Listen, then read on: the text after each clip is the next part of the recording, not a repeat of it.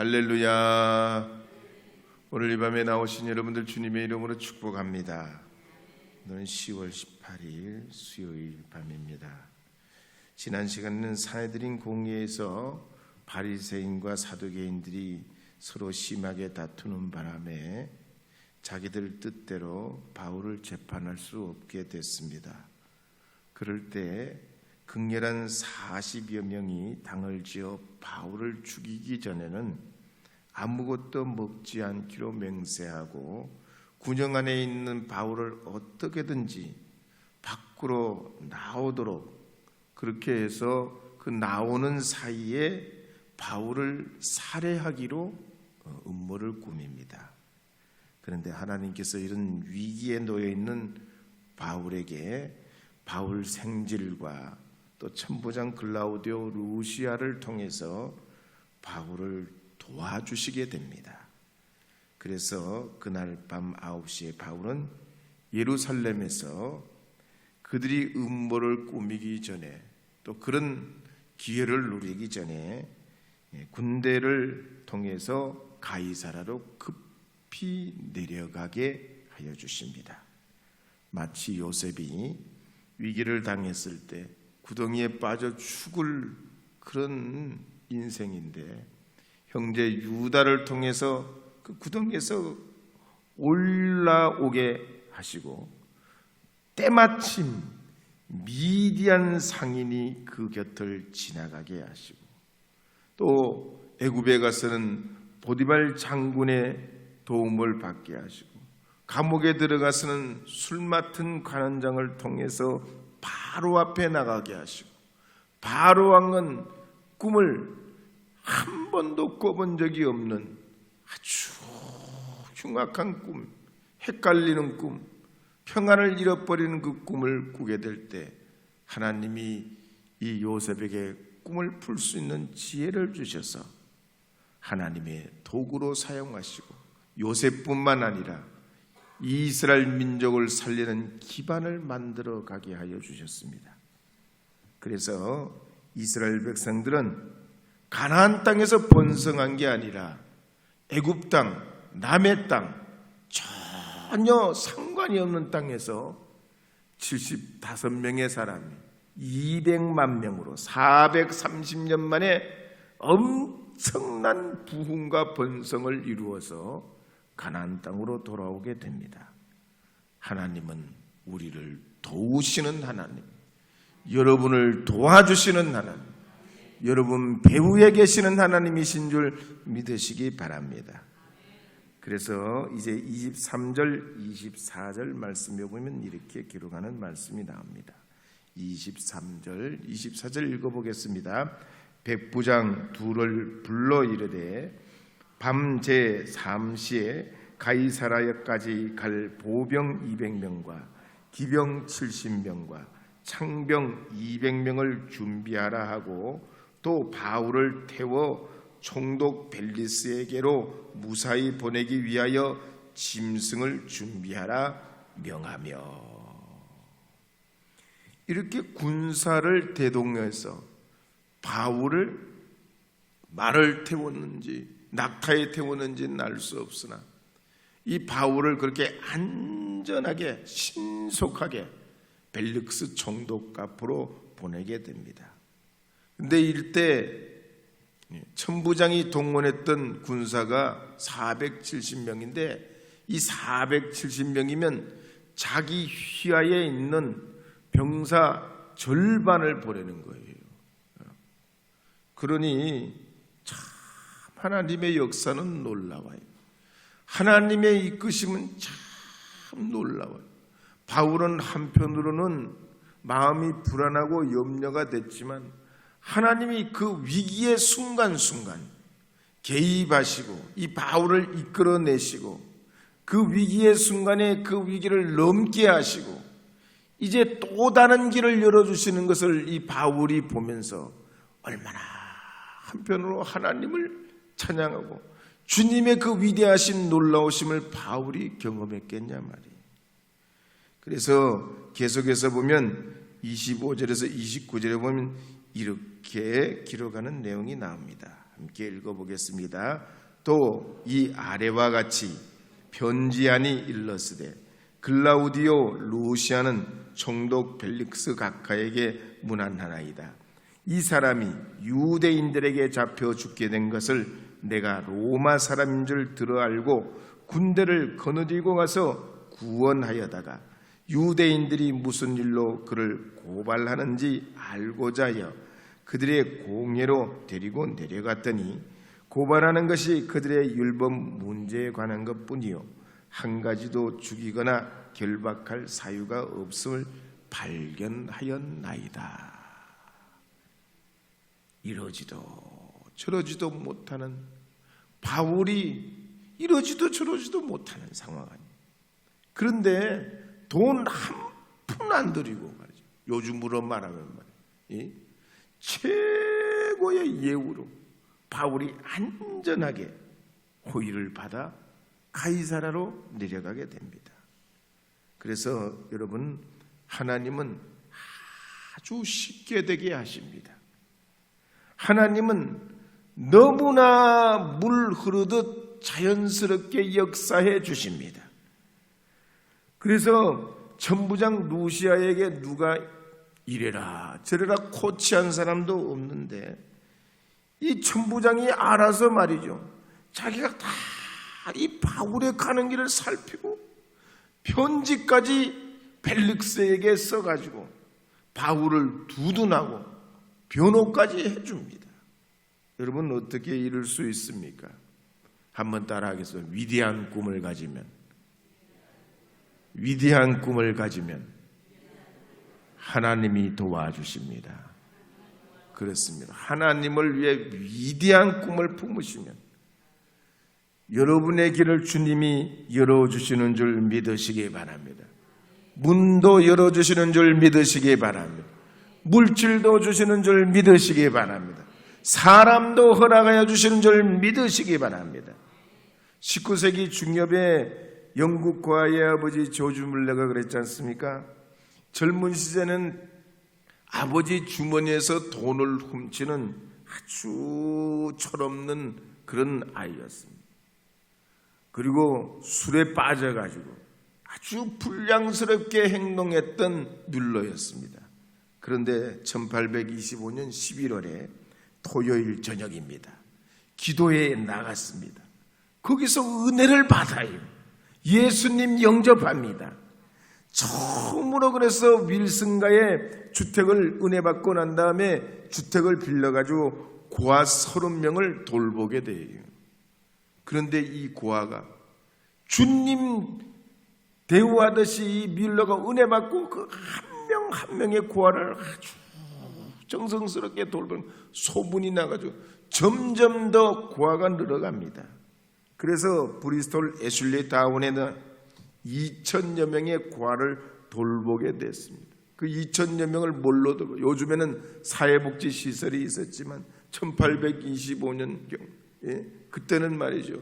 지금으로부터 200년 전 아니 200년 전 뭐가 아무리 선진국이고 세계 최대 국가라도 여러 가지로 뭐 이런 불쌍한 사람, 가난한 사람은 돌보기 어려웠습니다. 그럴 때 이 뮬러가 하나님 앞에 가진 거라고는 물병 하나, 컵 하나, 책갈 하나, 소금 받침 3개, 그리고 접시 3개, 칼 4개, 쟁반 28개 뿐이었단 말이지. 그럴 때 이 뮬러가 93세 몇 살이에요? 93세 소천이에요. 93세 소천하기 전까지 63년 동안 15만 명의 고아들을 돌보고 먹일 수 있었던 것은 하나님이 5만 번 응답해 주셨기 때문이에요. 그래서 뮬러 목사님 어록에 보면 이런 말이 있습니다. 기도를 시작하는 것으로는 부족하다. 얼마 동안 기도하는 것으로도 충분치 않다. 응답받는 기도는 믿음을 가지고 끝까지 기도할 뿐만 아니라 하나님께서 우리 기도를 들으시고 응답하심을 믿어야 한다 그랬습니다. 제가 2005년경 대전에서 아동센터를 설립할 때 교회도 아무것도 없고 저도 아무것도 없었습니다. 교회는 그린벨트에 묶여서 남의 땅이라 이러지도 저러지도 못하고 할 수 있는 일이 단 하나도 없어요. 다만 지역 전도하고 축구 전도하고 매주 모여서 우리가 할 수 있는 것은 날마다 새벽마다 하나님 앞에 부르짖어 이 지역의 선교의 문을 열어달라고 기도했던 것뿐입니다. 교회에서도 기도하고 길거리에서도 기도하고 산에 올라가서도 기도하고 들판에서도 기도하고 시시때때로 기도하는 방법밖에 없어요. 다른 방법이 있으면 다른 방법을 어떻게 해보겠는데 다른 방법이 없으니까 뭘 해요? 기도가 방법이지. 기도가 방법이지. 다른 방법이 없으면 기도가 방법이요. 그래서 기도하고 몇 년을 기도했겠어. 한 7년쯤을 그렇게 기도했네요.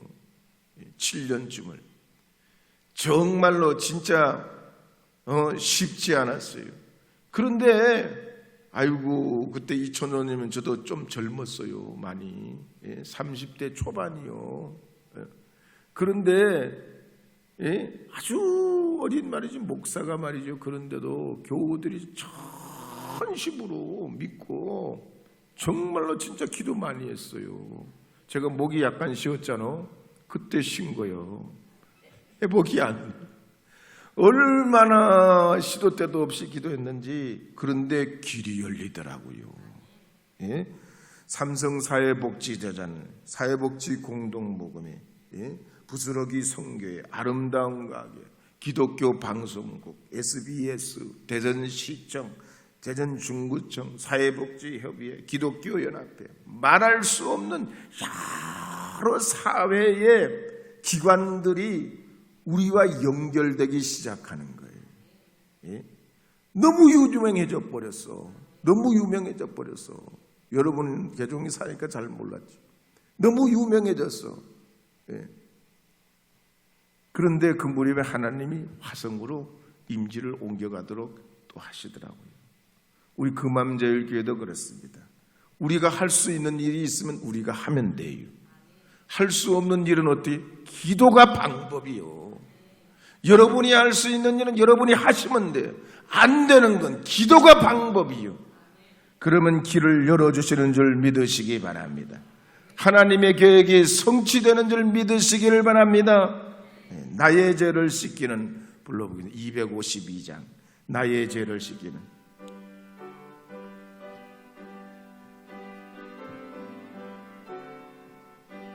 나의 죄를 씻기는 예수의 피밖에 없네.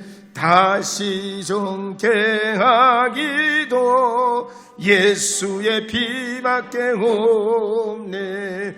예수의 흘린 피 나리게 하오니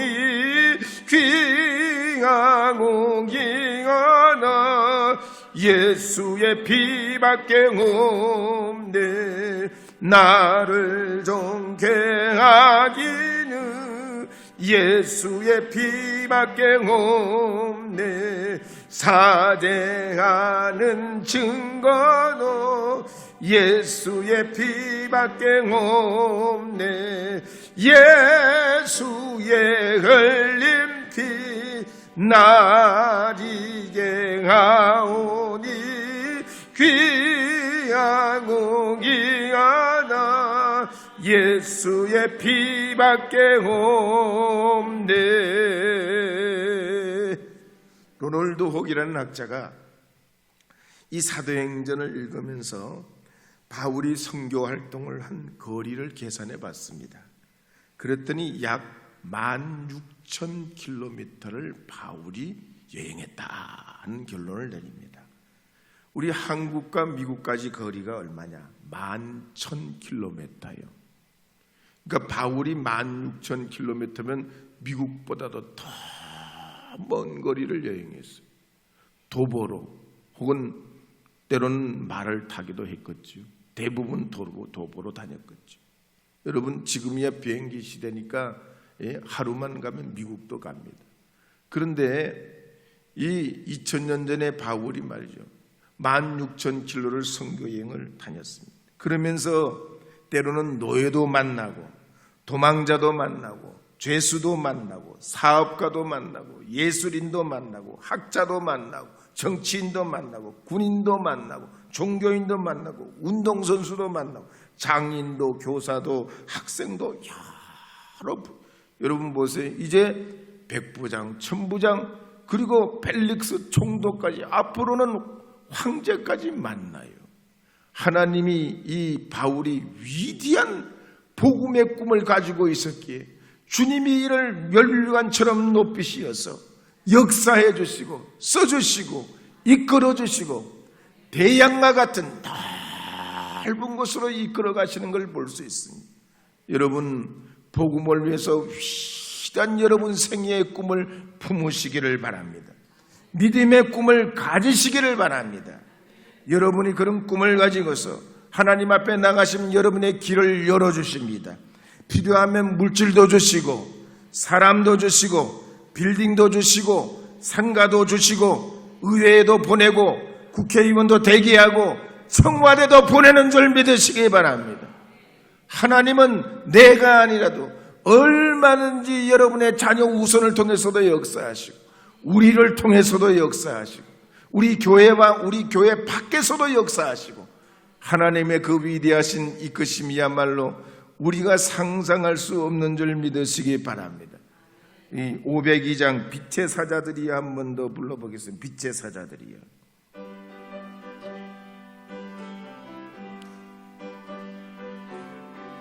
박수 치면서 한번 불러봐요. 빛의 사자들이여 어서 가서 어둠을 물리치고 주의 진리 모르는 백성에게 복음의 빛 비춰라. 빛의 사자들이여 복음의 빛 비춰라. 죄롱 어둠 바 밝게 비춰라. 빛의 사자들이요. 할렐루야. 박수 치니까 좋아요, 앉아요? 너무 좋아. 피아노 치시는 데다가 또 박수까지 치니까 얼마나 저도 듣기 좋은데 하나님은 얼마나 좋으시겠어요. 우리 임규성 권사님이 오늘 초상 나가지고 못 오셨는데 그 바쁜 와중에 말이죠, 우리 집사님 부인이 또 피아노까지 쳐주시잖아. 예? 여러분 한번 박수 한번 보내줘요. 이 말이죠, 그냥 쉽게 되는 게 아니요. 참 하나님의 은혜도 있어야 되고 재능도 있어야 되고 하나님 앞에 드릴 마음도 있어야 되는겨. 우리 김경호 집사님이 찬양 때도 말씀해 주죠. 이게 그냥 한 사람 두 사람 그렇게 해서 되는 게 아니에요. 다 여러분 한 분 한 분이 하나님을 향한 그 마음이 교회를 이루게 하고 교회를 이루어가는 우리를 통해서 세상의 빛과 소금이 되게 하는 줄 믿습니다. 한편 이제 25절 이하에 보면 천부장은 이제 총독 벨릭스에게 편지를 합니다. 위기에 처한 이 바울이 로마 시민이었고 그런 이 바울을 자기가 구해냈다는 걸 은근히 드러냅니다. 그러니까 천부장은 사람에게 잘 보이려고 그래요. 왜요? 출세해야 되기 때문에, 성공해야 되기 때문에, 사람한테, 높은 사람한테 잘 보이려고 애를 써요. 근데 이 천부장은 이 복음의 중심에 있는 사람이 아니에요. 저 언저리에 지나가는 그냥 잠깐 나왔다 사라지는. 근데 바울은 그렇지 않아요. 바울은 예수님 다음으로 위대한 사도 중에 사도예요. 왜? 위대한 복음의 꿈을 품고 주님 앞에 나갈 때 하나님이 그를 높이 들어서 주셨기 때문에. 천부장이나 바울이나 가진 재능이나 배경은 비슷비슷할 거예요. 천부장도 아무나 되는 게 아니란 말이죠. 예? 오늘날 사단장급 같이 그렇게 사단장 같은 그런 힘이 있는 사람 말이에요. 그럼에도 불구하고 하나님이 말이죠, 하나님 앞에 복음을 가진 이 바울을 통해서 역사해 주시는 그것이 바로 이 사도행전의 내용입니다. 어쨌든 빌라도의 이야기도 보면 빌라도가 예수님을 십자가에 못 박게 될 때 자기는 예수님에게서 죄를 찾지 못했다고 사람들 앞에서는 손을 씻어 그게 자기의 어떤 정결함을 보입니다. 그렇지만 이 사람에게 잘 보이려고 했던 빌라도가 어떡합니까? 뒤로 돌아서선 유대인들에게 잘 보이려고 예수를 죽이라고 소리치는 유대인들의 말대로 예수님을 채찍에 못 치라고 예수님을 십자가에 못 박으라고 했던 사람이 빌라도입니다. 그랬던 빌라도가 어떻습니까? 우리가 사도행전에 고백할 때마다 나오는 이름이 빌라도입니다. 얼마나 빌라도의 이름이 치욕스럽습니까?